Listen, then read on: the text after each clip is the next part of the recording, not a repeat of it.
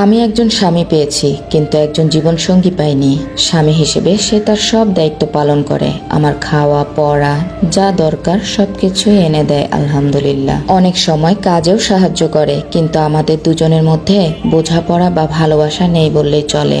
আমার সুখ দুঃখ, ভালো লাগা খারাপ লাগা, রাগ অভিমান কোনো কিছুরই তার কাছে কোনো দাম নেই। আমাদের মধ্যে কোনো আন্তরিকতা নেই।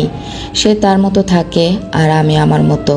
আমি তাকে বোঝাতে গেলে সে বলে আমি কি 9-10 বছরের বাচ্চা যে বউয়ের আঁচল ধরে বসে থাকবো। এখন আপনারাই বলেন, তাহলে কি স্ত্রীকে ভালোবাসা, স্ত্রীর সাথে গল্প করা, আন্তরিক হওয়া বা তাকে সময় দেওয়া এসব শুধু ছোটদের কাজ? সে অফিস থেকে এসে তার মতো ফোন নিয়ে বসে থাকে, মন চাইলে বাচ্চাকে একটু সময় দেয়, তারপর আবার ফোনে ব্যস্ত হয়ে যায়।